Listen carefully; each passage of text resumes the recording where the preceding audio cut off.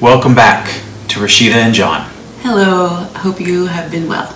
Yes, very well. Today, we just got done recording our latest episode, which we're calling GSD, and that's grief, sadness, and depression. Yeah. Which is something I know that you and I both have dealt with. And you said something interesting to me about seeing the grief through to fruition. And we talked quickly about what that is, and finding your way through the emotion. Yeah. If you could talk about the time where I gave you support with that. I realized I was feeling a great deal of grief due to many changes in my life and people passing away and things like that. And I decided to take a chance and share with John kind of the experience of it, because usually I would say, hey, you know what? I'm feeling sad. I'm feeling grief. I need some space to deal with that. And so this time I asked, I thought it would feel good for me. I think I actually heard this in a Sia interview. The singer Sia mentioned, she's great, and I'll do like an impersonation. It's like, do you need a snuggle? Do you need a cuddle? Like as a healthy thing an adult sometimes needs. And I thought, what a beautiful idea. And yeah, it's not, and how much I've used in the past sex to get to that place of closeness that I really was longing for when I'm feeling tender or sad or grieving. So I asked John, would he hold me while I cried? And I had never done that. And it was very, very, very powerful. And it was interesting because we listened to a song. I played Kate Bush and Peter Gabriel, Don't Give Up. Mm-hmm. And just because I have a playlist actually that's like Cry, it's called Cry My Love, to let myself open up into those feelings more and help them move through. And so I played that song and he's holding me, and that was 5 minutes. And I felt so much better letting myself feel it, sharing it with you and feeling supported. I didn't feel like you were crying back on my shoulder and I had to take care of you or something.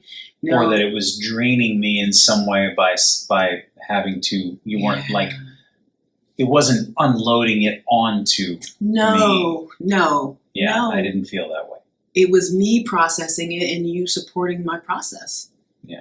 I know that I often, when you or even anybody, I think that a lot of people shy away from sadness, depression, grief, especially in other people. It's like, it's too much. Keep that away from me, man. I don't need that in my life. Bring up my shit. Exactly. And so I know that I often just don't know how to react, and so one of the things that has been interesting, helpful, and eye-opening is being with you and saying, well, is there anything I can do? And you say, well, you can just be here, not trying to fix it. I'm not trying to make you, don't worry about it. It'll be okay. It'll be fine. That sort of thing. Yeah. But just to be able to sit there with you and let you do it. And for me to just kind of be present and be patient and not feel the need to necessarily actively participate. No, yeah. Just to kind of sit there. Or if it brings up stuff in you, you don't process it on top of me. Right. On top of my processing with it, which I've experienced with friends. And I think that's why those friends or some people sometimes shun other people's stuff. Like in dealing with death in particular, I called a friend to let her know my mother had passed. And she was immediately like, oh my God, Rashida.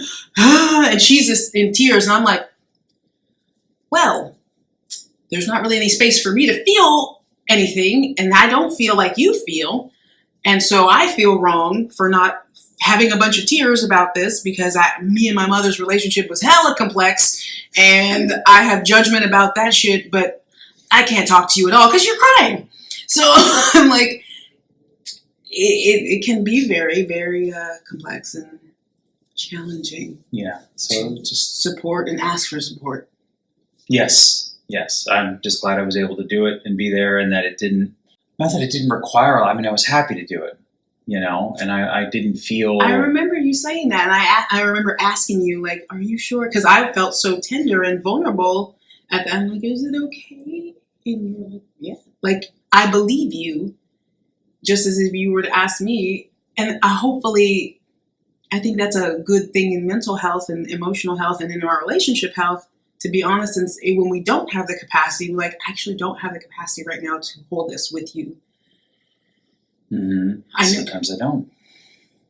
Sometimes you don't. Sometimes I don't. And I have to be able to be okay with that and trust that we'll get through it somehow. Yeah. It's just not a requirement. You don't owe me that. No.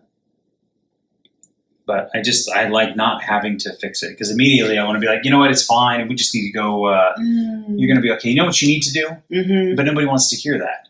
Well, I mean, maybe some people do. I don't. But you don't want to hear that. Mm-hmm. Yeah. So it's nice to be able to not have to come up with something quickly. Like, oh, you're sad, I need to stop this. Right. It's like, okay, go ahead and be sad. For as long as you need. And same with you. And the majority of the podcast talks about John's experience with sadness. And was it sense of frustration today? Yes. In specific today. But I mean, I think that's also it's indicative of bigger things, more long-term things, past things, and, future things and all that stuff. Future tripping, as they say. Future tripping. Listen to the podcast. Take care of yourself. Feel free to comment and ask questions and stay connected with us. It would be wonderful. My prayer and hope is that all this reaches people and touches them in a way that feels like support. Because my health impacts your health, impacts our health, impacts community health, impacts the world's health. And this world is going through so many changes right now. The better I can take care of myself and us and our relationship, hopefully it makes a difference. That's my prayer.